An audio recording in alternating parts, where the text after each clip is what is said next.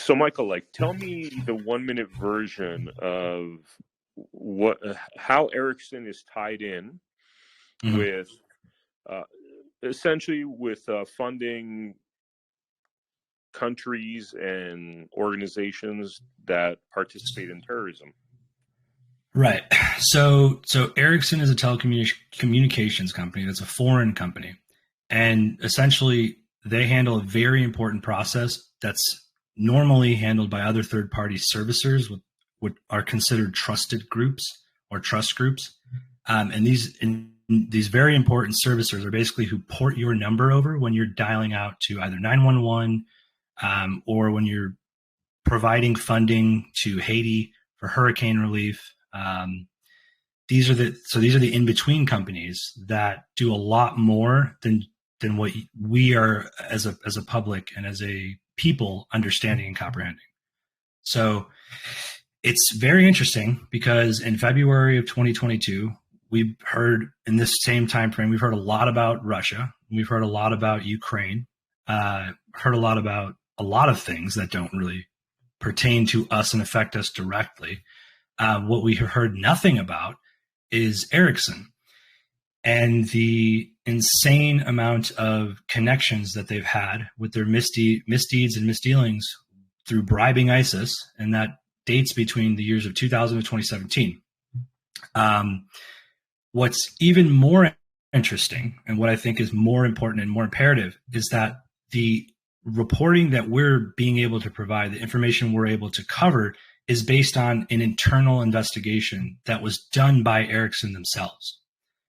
And so just to kind of clarify here, essentially the evidence you're presenting is all based upon internal documents of Ericsson. So none of this stuff is guessing or conspiracy or whatever. This is fact, and the fact that it is true is honestly the most troubling thing. The fact that it will connect to Durham and a lot of what's going to be coming out in the very near future, a lot of what is already out, is even more damning. But the job of people like us and other journalists is to get this information out and allow people to be able to break it down and understand how it directly ties and affects them. And we'll go over that, I think, as we continue to go through this thread. So it wouldn't be so terrible if there wasn't already an investigation that was done through the Justice Department, and that was in 2019.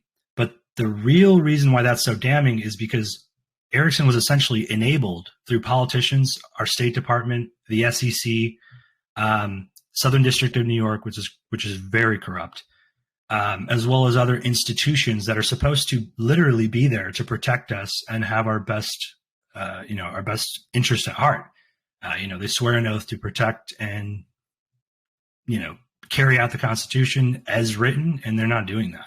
So it'd be one thing if it was just one occurrence, but with Ericsson, it's a troubling occurrence that involves schemes, bribes, payments, illicit funding, and speaking fees to Bill Clinton, Hillary Clinton and Obama looking the other way, the SEC questioning them, and then asking them through financial documents and records, why aren't you disclosing the fact that you're doing business with, companies and in countries where the State Department has listed and named them as a state sponsor of terrorism.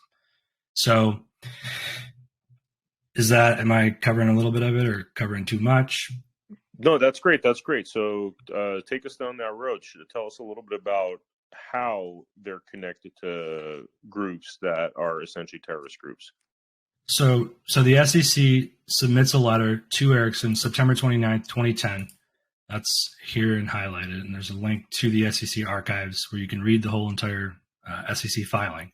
But what's specifically stated to Ericsson on September 29th, 2010 is that, as you know, Cuba, Iran, Sudan, and Syria are countries that are identified by the U.S. Department of State as state sponsors of terrorism and are subject to U.S. economic sanctions and export controls. We note that your Form 20F does not include disclosures regarding contacts with Cuba, Iran, Sudan, and Syria. So what this specific filing shows is that the SEC knew, not hypothetically speaking, not literally speaking, that they're not disclosing the businesses that they're undertaking in those countries that are state sponsors of terrorism. Does that make sense? So tell us a little bit about that business. You were telling me some specifics before about how they were funneling money to certain organizations. Could you tell us a little bit about that? So again, this is based off of the ICIJ's internal investigation. Again, based off of documents that this investigation was done by Ericsson. The reason they were allowed to do these, to carry this out essentially, is because under the State Department, under Obama as well as Hillary, they looked the other way, right? Regarding different forms of, hold on, let me go back to the thread.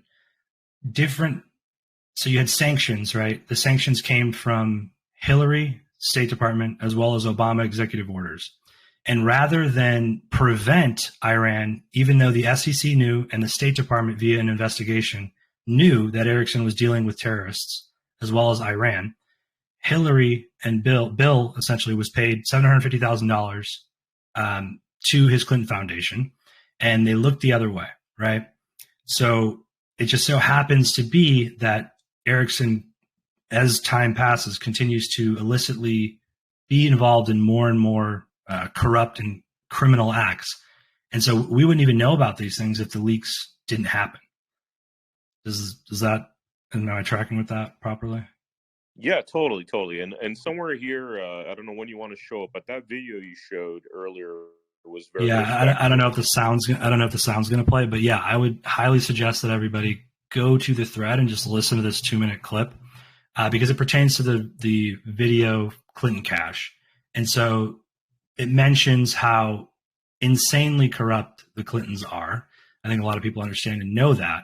But to know and understand and comprehend that the Justice Department delayed and deferred their response to Ericsson, even under Trump, right? Now, obviously, they were investigating Trump through the Southern District of New York, so he really couldn't get involved because they were investigating his tax returns, as well as a bunch of other very criminal things that the Southern District of New York does.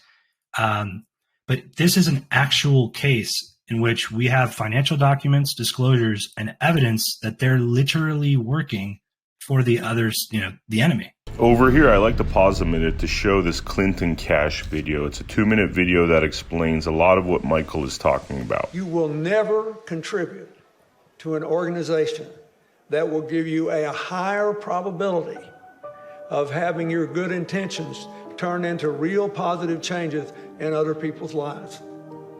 That will give you a better chance than what you've done here tonight. His single biggest speech payday came from the Swedish telecom company Ericsson. And it's a very, very unusual and troubling story. Now, Ericsson is a Swedish telecom company that in 2009 and 2010 was in trouble with Hillary Clinton's State Department because Ericsson was selling a lot of telecom equipment to Iran, to Belarus, and to other oppressive governments, about which the State Department was concerned. Ericsson risked being put on a list by the federal government in the United States for trading with an enemy state. There was actually an effort being put forward in Washington to broaden Iranian sanctions to include the very technologies that Ericsson was selling to the Iranian government. So it's against this background that Ericsson decided now might be a good time to hire Bill Clinton to give a speech. They had never paid for a speech by him before, and they decided to go in big, $750,000 for a single speech. 7 days after he gave that speech, Hillary's State Department came out with a statement which said, "We are not going to broaden sanctions on Iran to include technologies like telecom. We're going to rely and expect companies like Ericsson to police themselves." It was a massive win for Ericsson. Ericsson was able to avoid having to deal with a regulatory battle in Washington, giving up contracts that were highly lucrative in these countries, and being put on a list that would create an enormous diplomatic problem for them, all because essentially they paid Bill Clinton to give a speech for $750,000. Will you continue to give speeches? Oh, yeah. I got to pay our bills. These are treasonous acts. And so getting that information out there and getting this information to people in the form of a report that's tangible and isn't hyperbole or assumptive in any sort of way. It's not conspiracy, it's fact. is really important. So what we're trying to do with Plus Ultra is get these reports, essentially action reports, get them out in front of the people, and then allow people to essentially take those reports to their congressman and anyone running for office, and essentially, in a way, hold them accountable by allowing them to read the report. Now, tell us a little bit about some of the actual funneling of money, how it was occurring, what they were saying it was. So I'm just going to go based off of what the internal report through ICIJ alleges and obviously shows. But what it states, let me get down to the lower part just a second here. So here's a basically summary of what they found, key findings, right? So the Ericsson list reveals that the Swedish telecom giant sought permission from the terrorist group known as the Islamic State to work in an ISIS-controlled city and paid to smuggle equipment into ISIS areas on a route known as the Speedway. Ericsson made tens of millions of dollars in suspicious payments over nearly a decade to sustain its business in Iraq, financing slush funds, trips abroad for defense officials, and payoffs through middlemen to corporate executives and possibly terrorists. The telecom giant relied on politically connected fixers and unvetted subcontractors, sham contracts, inflated invoices, falsified financial statements, and payments to consultants with nebulous job descriptions as part of its business dealings in Iraq. Ericsson presided over corrupt conduct in Iraq even after it had acknowledged in 2013 that it was cooperating with U.S. authorities investigating bribery allegations elsewhere. The U.S. probe, and this is very key, the U.S. probe, which does not mention Iraq, resulted in a $1 billion bribery settlement in 2019. So to encapsulate this point even more, this means that the State Department knew, the SEC knew, U.S. authorities investigating Ericsson knew, the State Department under Hillary Clinton specifically knew and did not sanction specifically this company, Ericsson. So in doing so, the executive order that Obama passes that essentially says nobody can do business in these areas pertaining to Syria and Iran, and that it pertains to telecommunications companies, more so internet service providers.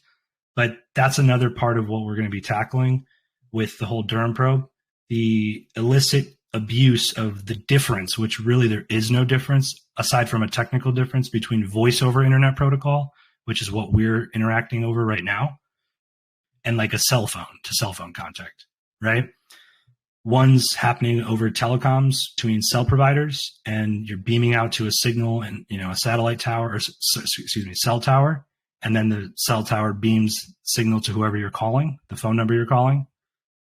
The other iteration is voice over internet protocol, which happens over different packets of data flowing over the internet. Does that make sense? Yeah, that makes sense. Tell us a little bit about how and in what terms some of this money was being given to ISIS and what it was supposed to be aimed for. So the best way to put it is like, this is what's documented too, right? So you have to understand that like the real way that terrorists and the real, not that I am any expert on these matters, but if you think about it, when you're trying to pay someone to do something illicit or illegal, you don't want them a paper trail, right? So that's what makes gangs like MS-13 and gangs specifically, specifically in ISIS, right? That's what makes them such a good way for basically corrupt politicians and corrupt entities to have different tasks carried out, right? If, let's say, an organization in an intelligence agency, if you want to have somebody, let's just say, murdered, right? Pretty extreme case, but they do it all the time. You're not going to hire someone that's a part of your agency or entity. You're going to get someone from off the streets, and you're going to hire them, and you're going to establish a little relationship between the two of you. And then, later on down the line, once they become a liability or they start to catch on too much to what you're doing, you just have those two people killed. This is exactly what happened with the Seth Rich situation. But that's here nor there. At the end of the day, this is an actual investigation that where normally you wouldn't have criminal culpability for the actions that they've taken. In this case, we have that. And so the question essentially becomes, how long do we look the other way? And at what point is enough enough?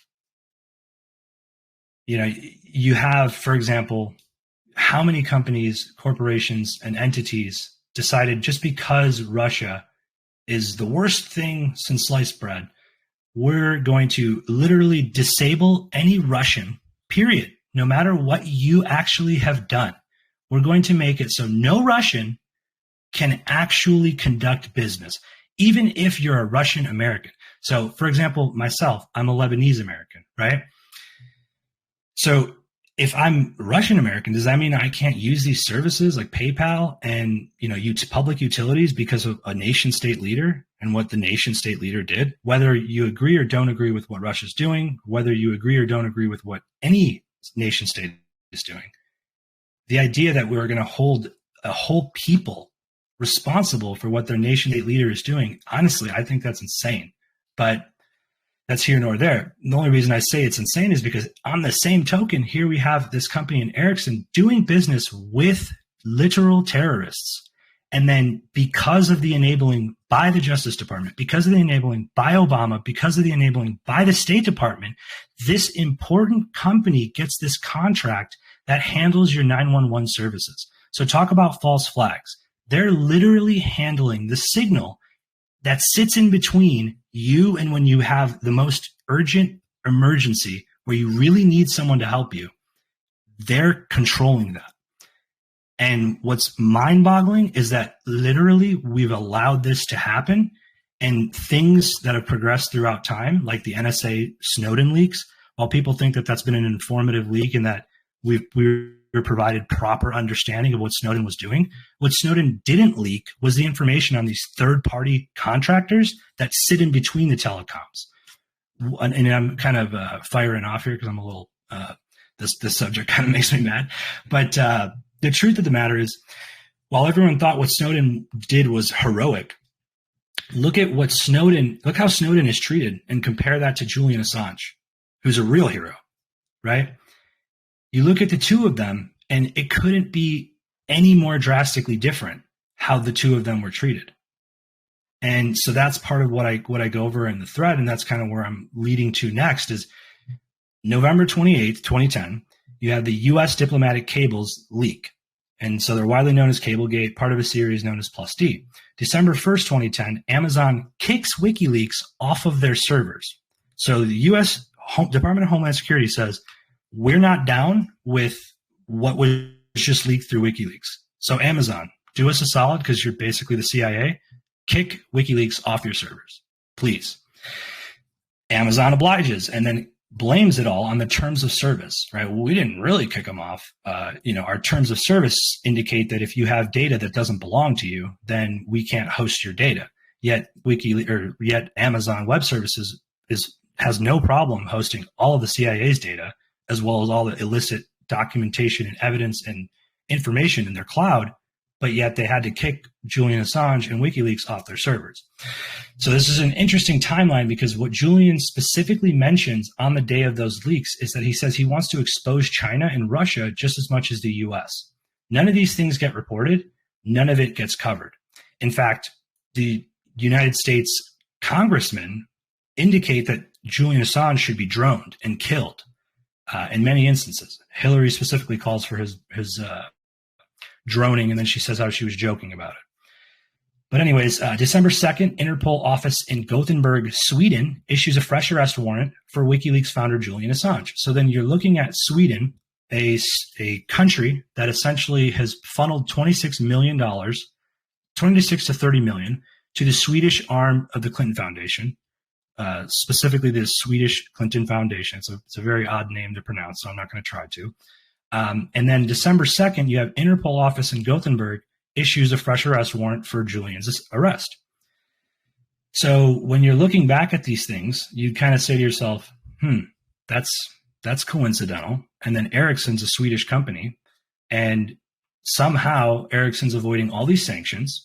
They're avoiding all this illicit activity that they're clearly being caught doing and that the government has known about since 2010. And in every instance, the State Department, the Justice Department, the SEC, the IRS, Every state institution, every government institution absolutely failed the American people, specifically as well now affecting other people overseas, like my family overseas, as well as your family overseas. So I know I'm running on here, but just so people understand, like right now in Lebanon, I have family that doesn't have access to power. Garbage sits in the streets. The bank failed about 2 years ago, the central bank. So all my family members who have hundreds of thousands of dollars in their bank accounts right now cannot access that money. And they're literally told, basically, in no impolite words, sorry, get fucked. Like, the money's not there. So meanwhile, the politicians in Lebanon, which are enabled through a terrorist organization, which I know you're very familiar with, in Hezbollah is basically allowed to move and funnel money amongst the politicians in parliament in Lebanon unfettered, right? No problem if you've got millions of dollars in the bank. But if you're someone who's very poor and at the bottom and you don't have money, sorry, that 200,000, that's gone. The money that you saved up your whole entire career, whole entire life to put your kids through college, whatever it might have been, doesn't really matter what the reason. That money's not available to you. But, oh, by the way, the terrorists that do business like Ericsson, they're okay. They can continue to move money. And the politicians, they can continue to move money. But you, the people, sorry, you're shit out of luck.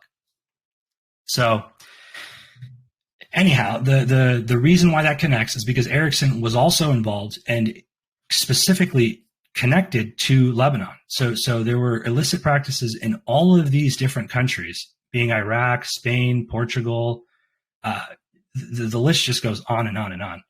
And so this matters because if we can't start in the United States with holding this corporation accountable, and we just allow them to continue to operate our 911 emergency services, what happens when the next 9/11 takes place?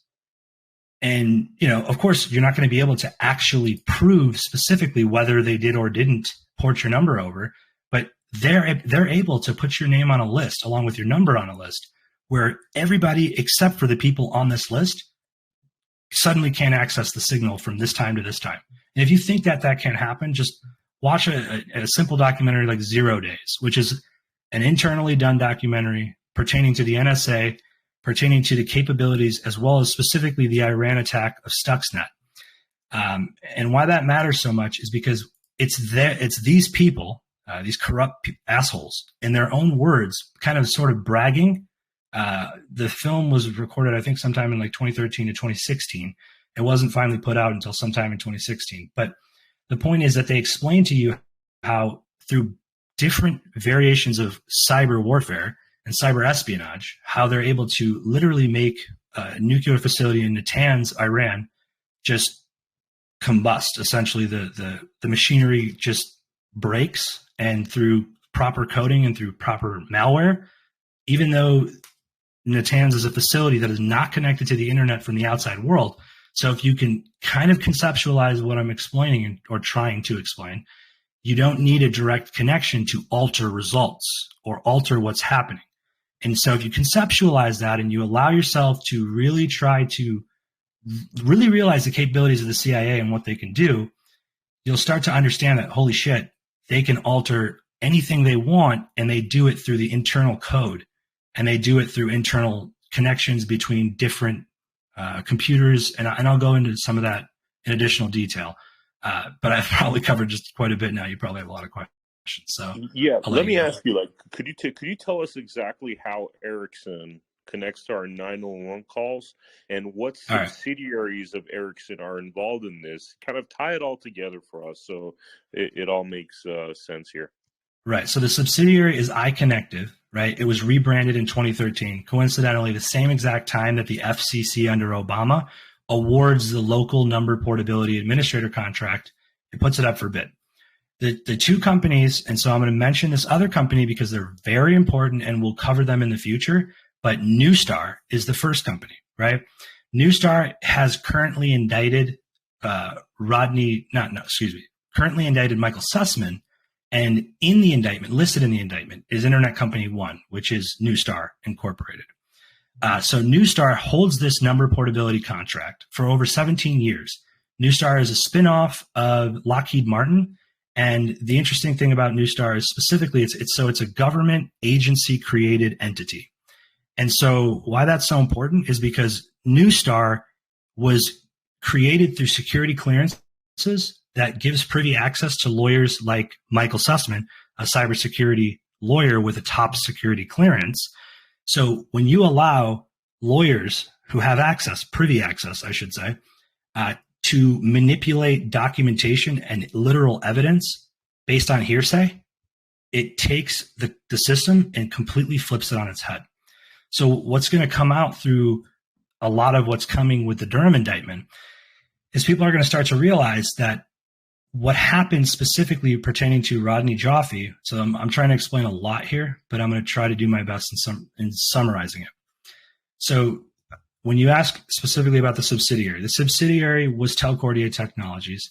They basically sit in the same data center that AT&T, which is the Baby Bells corporations, they sit in the same data center as that corporation.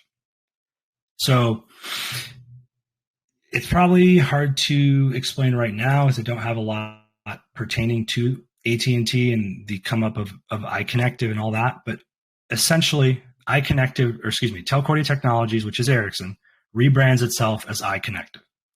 And iConnective is the company that is awarded this numbers portability contract, Telcordia Technologies.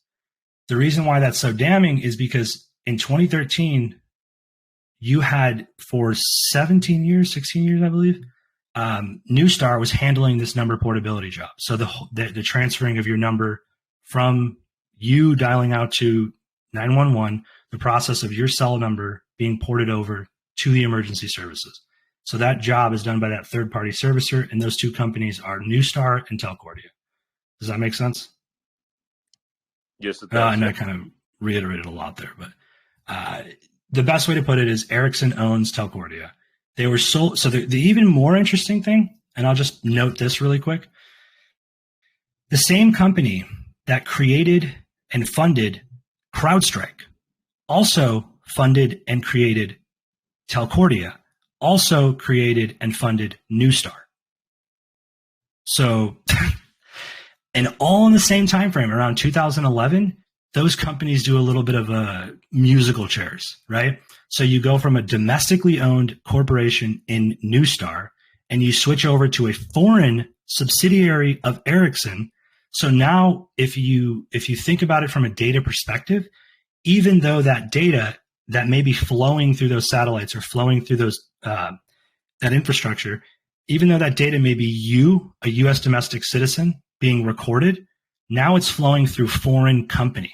So now, is that data foreign or is it domestic data? Well, that's all down to the interpretation of the lawyer and what the lawyer decides and chooses. And if you can imagine, these lawyers are corrupt as shit, and they do whatever the intelligence services request. So, could you show us any of the documents that state that Ericsson was making payoffs to ISIS? So, I mean, we could go through a lot of that, but a lot of that's going to be through their own. So it's through their own internal investigations. The idea, based on what we're trying to do with Plus Ultra, is to get people to come together collectively and put these reports out that get us the real information that's going to really pertain and matter. Right now, that information is probably going to be with the Justice Department. The idea, though, is they obviously knew through what I've shown you so far. To go over it specifically email by email would probably be really boring. So I tried to summarize as much as I could. And so you also have this Justice Department fine, which pertains to a lot of information that I'll open right now. Like the best way to put it is the corruption has been rampant and it's very well documented. So I guess the best way to explain, in further videos that we do or further interviews, we can present more of the information pertaining to the emails and specifically how. But the ICIJ is a very good organization, and they do a lot of internal connections and data analysis on information. It's a huge consortium of journalists that come together to put this information out. So realistically, we'll have to continue doing this as well and essentially stop taking the corporation's word for it, right? Because the corporation, if they're allowed to investigate themselves, I mean, like your job as a corporation, you don't have an interest to the people. You have an interest to your bottom line. You have an interest to the corporation, right? The whole point of a corporation is to limit liability. So if all the corporation's entire purpose is to continue enabling the structure of a corporation, then all it's going to do is look out for itself. It's not going to have any interest or care whatsoever for what you're doing. Does that make sense? Yeah. An example would be Enron, right? An example would be Enron. The Enron scandal happens. Billions of dollars are funneled. All the bankers, all the insiders get away with it, except for the one guy at the top, the fall guy, essentially. But in many cases, a lot of people involved in the involved in the Enron scandal, a lot of the bigger names, a lot of the bigger people, they actually got away with it scot-free. White collar crimes, right? 300 billion here, 300 million there. Like, meanwhile, all these people at the bottom of the pyramid scheme all lost out. You know, and another example is the real estate crash. You have all these people that are at the beck and call of these sleazy ass bankers that I worked alongside for 10, 12 years who don't give a shit about the average person. They don't care about you. Like, don't get it twisted. Have no sympathy for these people. They literally have their internal systems and their loopholes to take what you do and work hard. You know, you work very hard for your money. You go to work almost every single day. You get a paycheck. You feed your kids. These people are figuring out schemes while you're working and earning hard-earned dollars. They're figuring out schemes to make it so they're not making a fucking payment. They're actually living off of your inability to see what they're doing. And it's all a loophole. So I don't want to get too deep into that because it's another story for another day. But I think, you know, we can go over, personally, you and I, we can go over some of the documents and the connections. But I guess for now, it's just taking the word of this internal investigation as well as what the Justice Department's reported multiple times. Excellent. So let me ask you, like, how, you know, we were talking earlier about this idea of like where, you know, some of the right-leaning folks say Obama created ISIS, and we're dissecting why. Trump specifically does that. Yeah, and we're dissecting why those kind of statements are made. Could you elaborate on that a little bit? Yeah, absolutely. So when a statement like that is made, right? Can anyone specifically find direct? I mean, you probably can, but can anyone prove that Obama created ISIS? No, but can you prove that John McCain has pictures with terrorists in the Middle East and that, you know, one being al-Baghdadi, the future leader of ISIS? Can you prove that? Absolutely. You know, that's all there. So like, you look at it, what did they do while they were in power? Well, Obama's State Department under Hillary Clinton knew about what different terrorist organizations were doing through a corporation like Ericsson. They knew Ericsson was dealing with terrorist-sponsored states. They knew that literally money is exchanged between terrorists and Ericsson to further Ericsson's business interest. And so, sorry to interrupt you. In one of those documents where there was exchanges happening, it stated something to the effect of they were actually giving them, and correct me if I'm wrong here, they're giving them funds in order to help them with their telecommunication structure. Am I correct? Yeah, absolutely. So you think about countries, like the countries listed, right? All the regime change that took place. You had Sudan, you have Libya, you have, I mean, Iran. Let's not get too started with them too much, because so Iran Iran's the creator of Hezbollah, right? But let me just cover a task force just to bring people brevity and understand that like there is things that are happening. Just because it's not being reported and just because the mainstream media doesn't want to tell you about it doesn't mean things aren't happening. For example, there's two John Durhams. There's the father and then there's the son. And so you have the son, John Durham. He's actually the director of Joint Task Force Vulcan. And so Joint Task Force Vulcan was enabled through Trump, but it also ties back to a executive order put in place by Obama. The point being is that the scope of the investigation that John Durham Jr. has under his Joint Task Force Vulcan, which was essentially started in August 2019, but it was just a carryover of something that was created in October of 2017. And so what really matters pertaining to specifically John Durham Jr. is that while his father is heading up the special counsel to go after Michael Sussman and Newstar and Rodney Jaffe, which is another thread that I don't know if we'll get to tonight, but the intellectual property is right here, literally showing you guys and showing everybody, the world. This is the intellectual property. This is basically the technology that sits in between when a FISA warrant is issued and the receiving of that order. So there's a DNS system, and that system is intellectual property tied to Rodney Lance Jaffe, who's Tech Executive 1 in the indictment. Why that matters so much is because, and I don't want to get too far off track here, but I'll just mention this really quickly. Amazon Web Technologies is listed 52 times in this specific patent. Now, why that matters is because what Rodney Jaffe is being investigated for by the special counsel is fraud, right? So Jaffe has this IP, this intellectual property that ties to FISA and the issuing of FISA warrants. And essentially what happens is the companies switch hands over time. And because the IP is tied to Jaffe, the person, he's able, well, he's not supposed to, but he was essentially continuing to use that technology through and for back channel for the FBI, quarterbacking for the CIA. So there's a lot more to it, but pertaining specifically to, I guess we'll get back to Erickson. I guess we'll get back to a question you have so I can reiterate or maybe cover it again. I'm bouncing around a little bit. Yeah, so I was wondering now, in terms of ISIS, like could you give us a little detail about? Do you know how much money exactly was given to them by Ericsson for building let's telecommunications infrastructure? So we're talking about hundreds of millions of dollars. In terms of, I guess we'll go to the report specifically. So you have 45 million in Vietnam between 2012 and 2015. You have China between 2000 and 2016, 31.5 million. And again, remember, this is like documented, provable evidence that shows funneling of illicit bribes and money.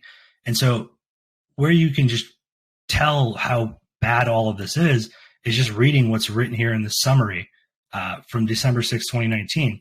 So it says, a multinational telecommunications company headquartered in Stockholm, Sweden, has agreed to pay total penalties of more than $1 billion, which is the highest fine ever levied on any corporation ever, to resolve the government's investigation into violations of the Foreign Corrupt Practices Act, arising out of the company's scheme to make and improperly record tens of millions of dollars in improper payments around the world. This includes a criminal penalty of over $520 million to, of course, $540 million goes to the SEC. So if the SEC is corrupt, and there are insider lawyers working on both sides of the deal, then I mean, there's no way to prove this right now, but looking at the cases that funneled through the Southern District of New York all around the same time, you have, and I'll go over them. You have the Wiener evidence collection. You have the Clinton Foundation investigation, which actually started in the Eastern District under Loretta Lynch's mafioso connections to her lawyers and legal friends. Southern District of New York, Epstein evidence collection, Ghislaine Maxwell case, Trump tax returns. So in essence, they investigated Trump so that they could make sure nobody affiliated or associated with the executive department could get any sort of prying eyes on what's happening. So hang on, let me get this straight. So you're saying that they launched the false investigation on Trump's tax returns, so then Trump would not be able to put anybody on investigating them? Is that what you're saying? Yes, absolutely. Because that's just blocking and tackling. That's what they do. So could you explain why, just for the listeners, could you explain why? Yeah. So I'll go to my Twitter data because I've been kicked off Twitter so many times. We'll just go basically ES. So I try to stay away as much as possible from Dominion Smart, because you got to realize this is a game, right? And so the more you have to sometimes play by their rules, right? Twitter doesn't want you talking about election fraud.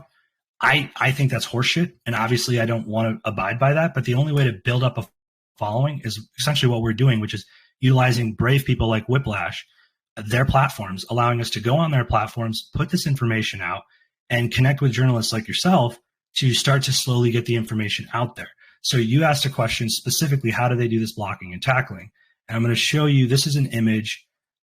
These are the specific congressmen who investigated ES&S, Dominion, as well as other voting machines, right? When did they investigate them? They investigated them after the report by Bob Mueller, right? Who's another corrupt individual. But you ask how they block and tackle. So here is, I actually opened the signature. So you saw who signed on it. December 6th, which is actually really interesting because I think that's the exact same date of the Ericsson. December 6th, exact same day as the Ericsson filing that was put out publicly, which is interesting. I don't know if that has any correlation, but here it says, we are writing to request information regarding Staple Street Capital Group, LLC, Staple Street, investment in Dominion Voting Dominion, one of three election technology vendors responsible for developing, manufacturing, maintaining the vast majority of voting machines and software in the United States, and to request information about your firm's structure and finances as it relates to this company. So anybody who wants to then in Congress or in other institutions investigate specifically Dominion or voting machines or anything of the ilk, they can't do so because they're going to direct you to Elizabeth Warren, Amy Klobuchar, Mark Pecan, and Ron Wyden. And those corrupt politicians, Ron Wyden not being as bad as the rest, but essentially just as bad, they're going to tell you, yeah, sorry, that's internal investigation. We can't give you information on that. So they're blocking anyone else from also investigating who would actually investigate. Does that make sense? Yeah, that makes sense. I'm trying to understand though Trump's tax returns and how they relate to investigations. So the Southern District of New York were the ones who investigated Ericsson. So that whole time the Justice Department is. So basically, the Southern. Sorry, I'm just trying to wrap my head around this. Yeah, it's terrible. It's insane corruption. I get it. But so basically, by essentially launching an investigation against Trump. And the fact that this is happening in the Southern District of New York, you said, correct? Yep. And so the Clinton investigation, Clinton Foundation investigation, actually started under the Eastern District of New York, which is Brooklyn. John Durham Jr. who actually served in the Eastern District of New York. Not going to go into specifics of the details of all of that, but all of this ties together and connects. And so it's a matter of getting the public to be informed. Just to give you some more information on the Eastern District of New York, because you're requesting and asking. So the company, specifically another law firm, right? It's called Hogan Lovells. They're deeply entrenched in the Clinton Foundation, Saudi Arabian donations. They're the ones who initialed patents for SpamTrack, which were eventually abandoned, but the IP was used in Hillary's private email system. Essentially what they do is they take spam and they label spam as essentially only certain computers and certain systems will be able to tell that this isn't spam, but to the rest of the world, it's spam. So your security companies, we're going to have to start really questioning what our security companies do. Your McAfee, CrowdStrike's a shit show, but what they're actually providing as a service is just lip service. And the facts will bear through attribution and scientific proof through DARPA. But to answer your question pertaining to how entrenched all of these people are, you have Hogan Lovells, which is another law firm that worked out the deal that we're talking about. So getting that portability contract that through the FCC under Obama. Are you following that? Or so that was filed through this law firm right here, as in conjunction with Perkins Coie, in conjunction with Rodney Joffe. So November 28th, 2014, you have an ex parte, which is basically like I'm not going to tell you that there's this hearing, but you got to show up to it. It's horseshit. Anyways, Newstar Incorporated Representative Lisa Hook, President and CEO, Leonard Kennedy, Senior Vice President and General Counsel, Robert Strickland, Chief CTO, Rodney Joffe, that's Tech Executive 1, Senior Vice President, Senior Technologist, and Fellow, so he's all three of those things, Terry Claffey, Senior Policy Advisor. So at the end of reading all this, you get the Steptoe and Johnson law entity, law firm, Michael Sussman, who's a cybersecurity and representative and partner at Perkins Coie, and then Michelle Farquhar of Hogan Lovells. Collectively, all of these people are Neustar under the FCC case, right? So the contract being awarded to Telcordia. All these people who are, it's gonna come to bear very soon, are connected and very corrupt. So when you go to look at who's involved in the Eastern District of New York, I'll just give you a quick list from my notes. You have Loretta Lynch, who was made partner while working with Washington headquartered international law firm Hogan and Harston LLP, which becomes Hogan Lovells, from March 2002 through April 2010.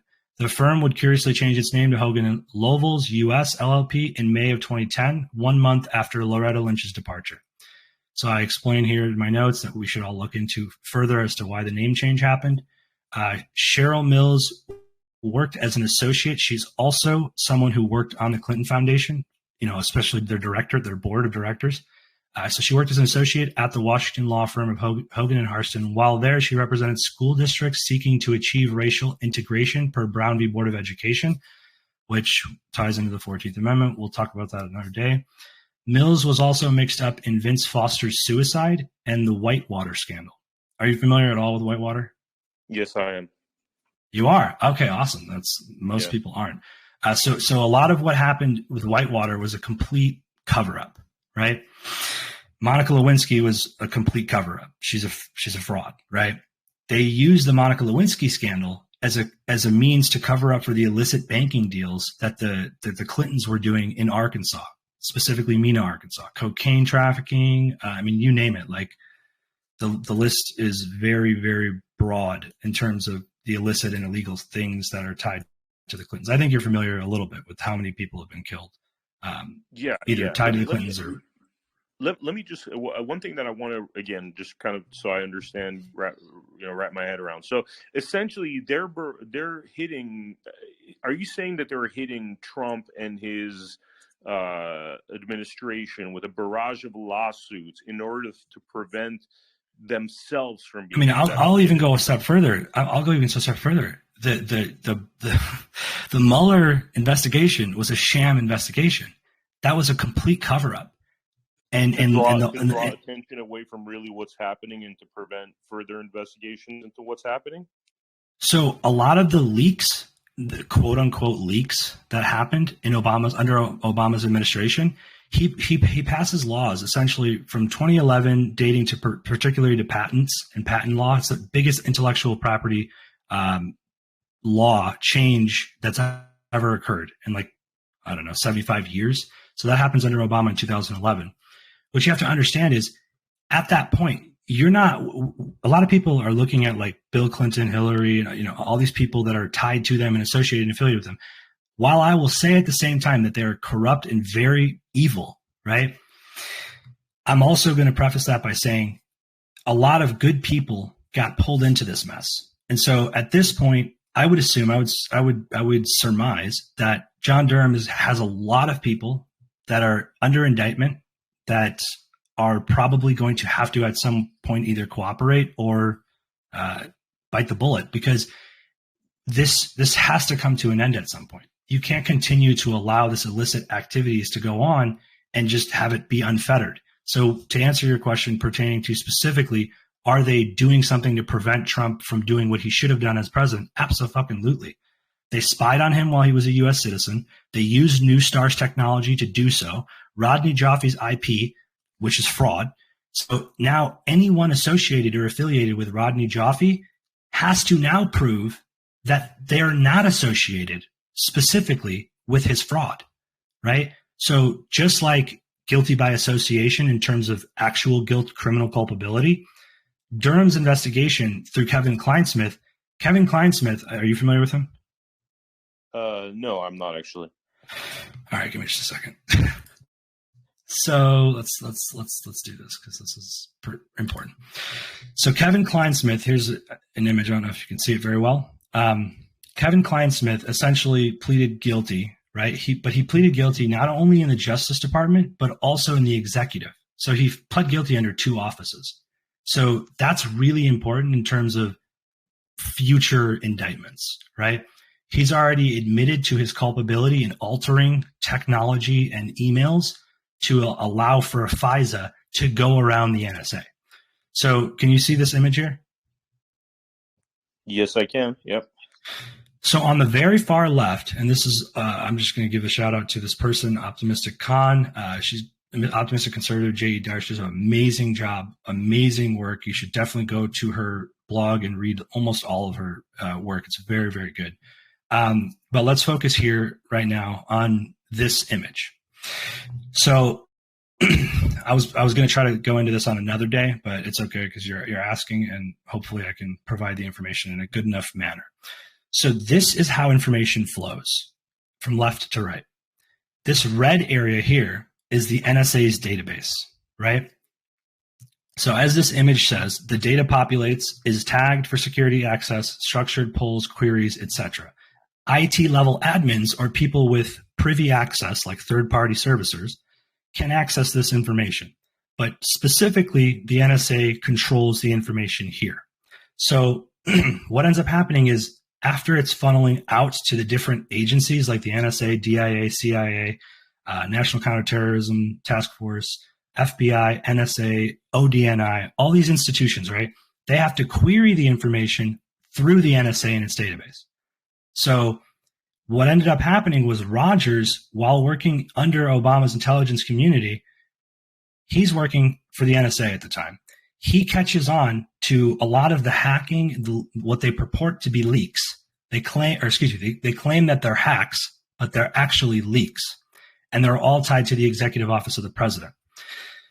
So to summarize, Newstar and data pulls happen on the far left end.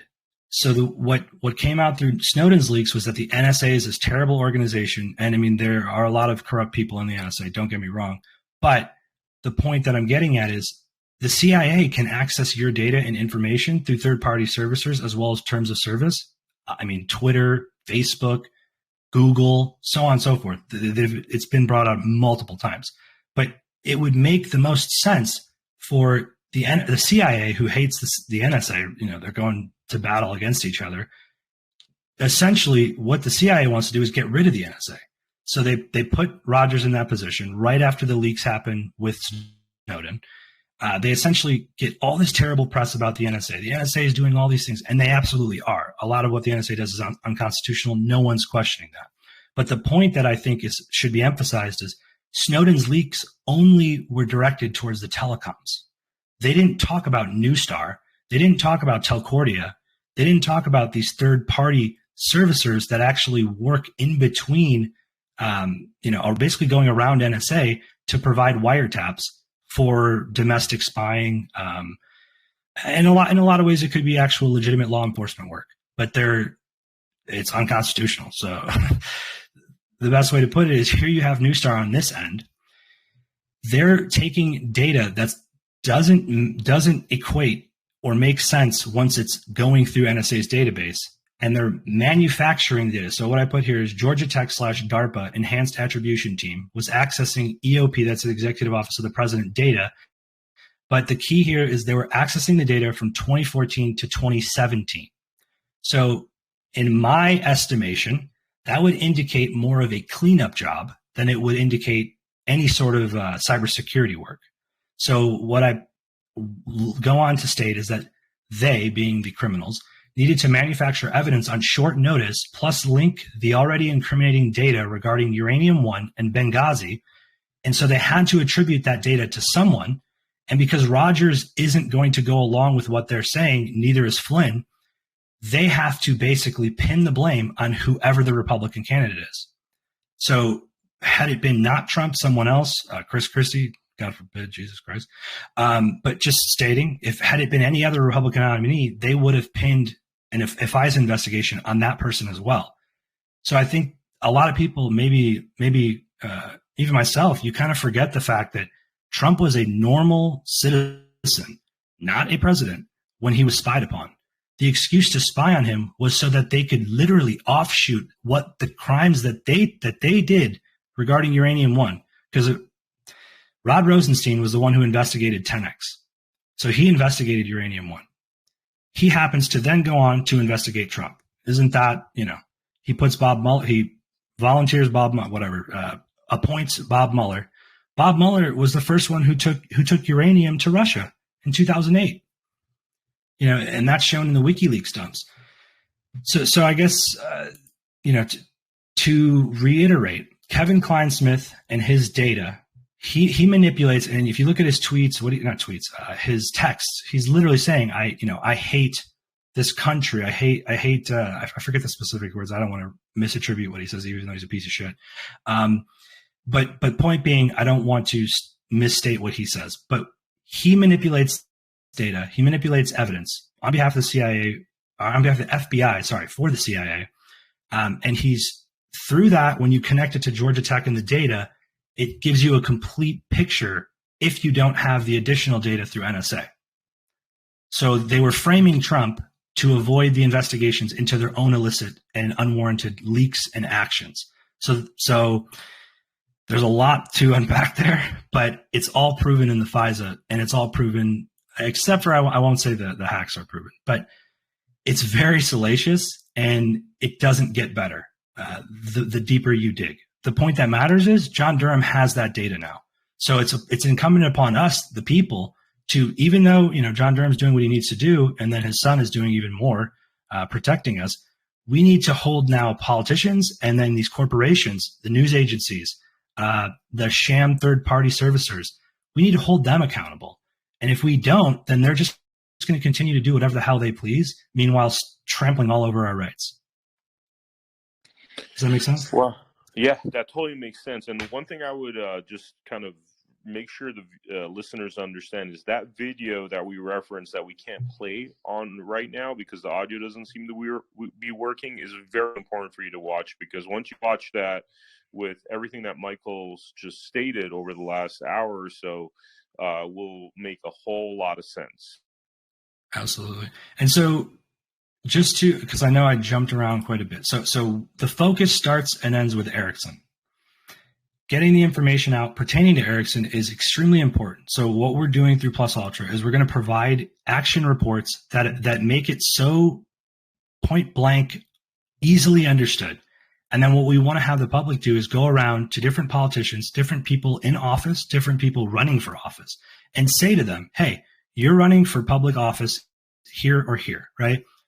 Do you think that it's good or bad? Obviously that's not a good question to ask, but here's what's happening with Ericsson. They control our 911 portability services. The other contract that was company that was potentially able to even get this contract is Newstar. They're currently being indicted, and not them indicted, but specifically technology pertaining to that corporation. I just have to watch my words before, even though this is all coming out at some point will be revealed. I don't know the specific culpability of each individual, right? But what I can surmise from the data, from the patents, from the intellectual property right now is that these two organizations, Ericsson and Newstar, their technology, their information, their systems were used on one end of the spectrum to elicit funding, briberies, overthrows for governments in Egypt, Lebanon, all these countries, and benefiting the CIA, killing people, supporting terrorism. Yet we're defunding everything that has to do with Russia because they're dealing with whatever they're doing with Ukraine. What Trump says is that the servers are in Ukraine, right? The CrowdStrike servers. And so that's super interesting with pertaining to CrowdStrike. And it's a little complex, but the things that I think matter most, again, is that you have Newstar, the one portability company that is essentially involved in the FISA abuse and spying on our president, right? I would actually honestly say that the technology leads to even worse through Amazon Web Services. So just to give you this little bit of recap, so the technology that Amazon uses and cites through this patent basically holds up the infrastructure and under the underlying underbelly of the internet. Newstar is like the traffic cop that directs top-level domains, DNS root servers. It basically is the in-between for all these really important aspects of internet infrastructure. And then you have the Amazon Web Services that utilize and specifically cite Joffe's patent. So I'm just going to read this quick image here. So if the obligation of the honesty and fair dealing is breached, then any patent that issues would be unenforceable due to what the law calls inequitable conduct. What this means is that there would be no exclusive rights and no ability to prevent others from infringing, because it would be as if no patent ever existed. So the CIA never likes to have a trail or track to what it does illicitly or otherwise. So the best way to do that would be to conduct its business in plain sight.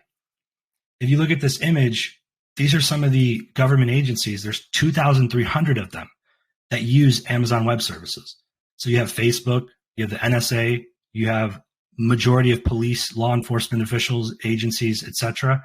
You have the most important of which, the CIA, who never seems to be involved in any of the leaks. No leaks of theirs ever get out, but somehow everybody else's leaks get out. Nothing to see there. Then you have Twitter, which is going to kick and scream to the end of days to not allow Elon to take over, because a lot of their data is going to show a lot of the illicit action that they've been carrying out for years, which includes spying on domestic citizens in the United States, as well as other countries. You have the FBI, United States Department of Homeland Security. So to summarize, we could either allow Amazon, which does contracting for the Federal Election Commission. It handles their databases. It handles the DNC, and it handles the RNC. So it has all that data and all that information all on their servers. They are clearly contracted with the CIA. And the question would become, could anyone, even a regular citizen, you or I, could we actually purchase Twitter? No matter how much money we had, wouldn't we need a security clearance to buy Twitter? If they're contracted with all these agencies, would you not need a top-level security clearance to buy Twitter? Elon Musk has a top security clearance through SpaceX, because he puts CIA satellites through the NRO, National Reconnaissance Office. He puts those spy satellites that belong to the CIA in space. So he has that top-level security clearance. So no average citizen could just go and buy Twitter. He's one of the very few people that could actually do it. So then the question becomes, what the hell's going on there? Why is that the case? And hopefully Elon helps us get the answer to that, but we'll see. How come we're trusting a foreign company with our 911 services? Don't we have the American companies that can handle that?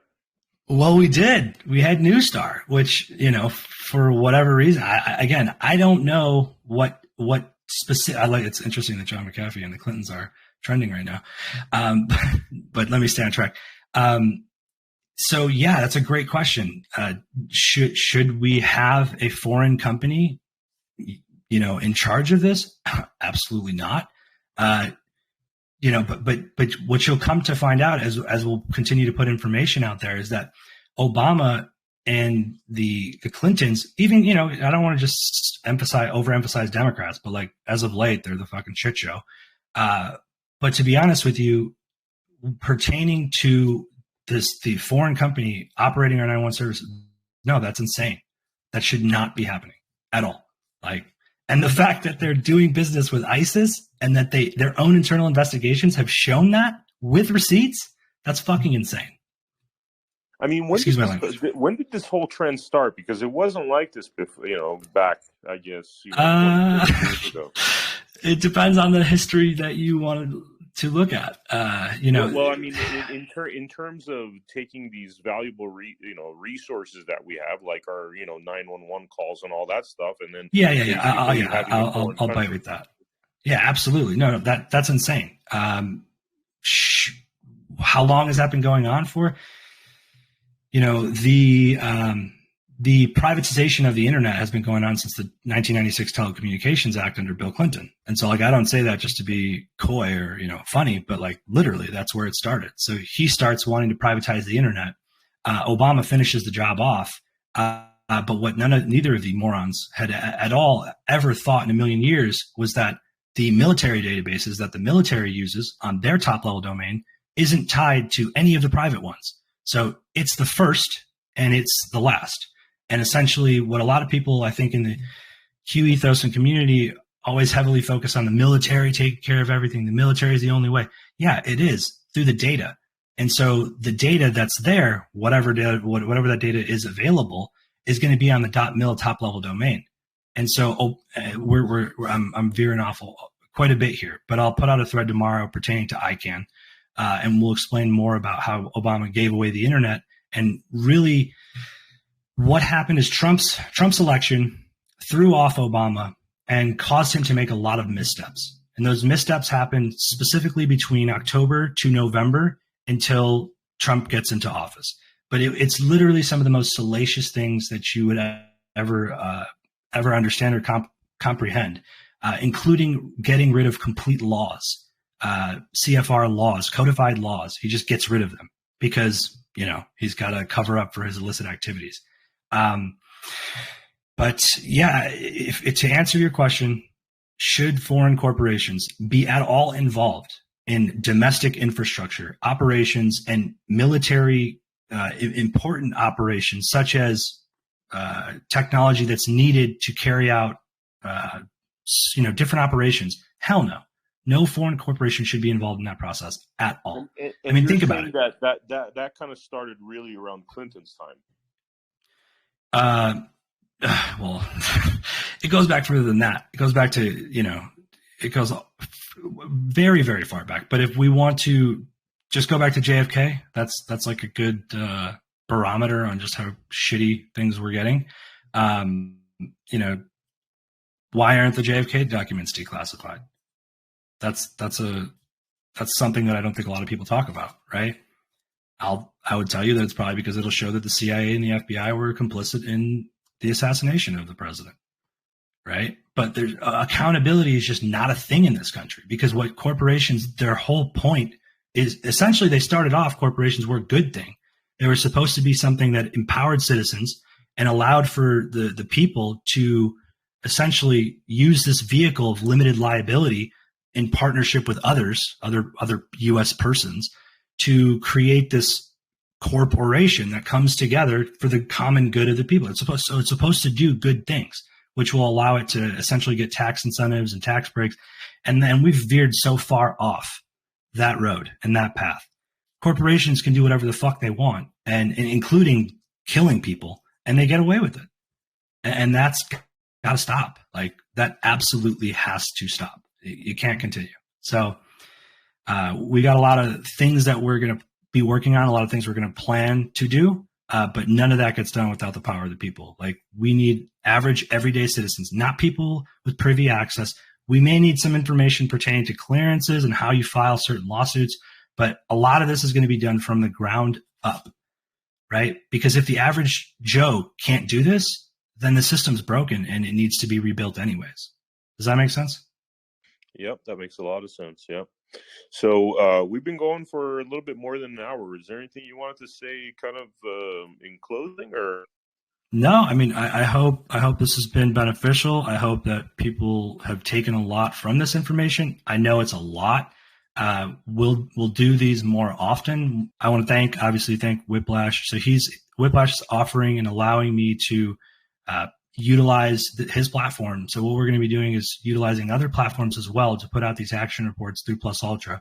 And then we're going to be putting out essentially action items and calls to action to try to get the public to get involved and show their politicians, show the people running for office these reports that we'll put out. And none of it will be hyperbole. None of it will be based on conspiracy, right? It's all fact. And it's absolutely imperative that we get our politicians to start being held accountable. If you can't stand up to a corporation that funds ISIS, but you want to stand for Ukraine, you need to absolutely be kicked the hell out of office, like ASAP. And I don't care what side of the fence you're on, whether you're left, right, Democrat, doesn't matter, right, Republican, right. Everybody is screaming at each other from both sides, and we have to build a bridge to connect the two sides, because the average person has way more in common with each other than these corrupt politicians at the top. So I couldn't agree more with that. For real. Like, I think all the division and all that stuff. Honestly, I think that's part of their.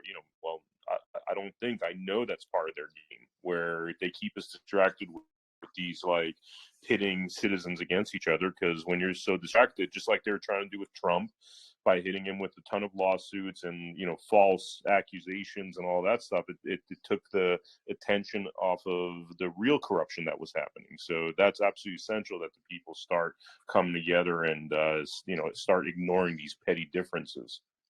And isn't it bizarre that this insane connection comes out pertaining to Ericsson, this internal investigation? They're so integral and so important to a lot of countries' national security, literal national security, and it's not reported on at all because we're hearing about the war in Ukraine every single day, because we're hearing about leaks that shouldn't be happening through the Supreme Court that are.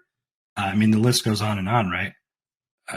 Why are these things happening? Is it to distract, or is it because there's so much tension in there? Of course, it's to distract because there's so much tension in there. You have half the country yelling and screaming about a stolen election. You have documentaries coming out, every other week about a stolen election. People are upset. People see the country marching towards socialism, Marxism, which I guess fits their agenda because, the more control you have over people, with the talk of this digital currency and controlling what's in people's pockets. And if they misspeak, they get punished, they get timeouts, just like in China. I mean, this just all feels like part of the same agenda towards authoritarianism, so they could keep getting away with their nonsense because it's come to a point now where the people are onto their game, and the next step of this is indictments being handed out to some of these bad players.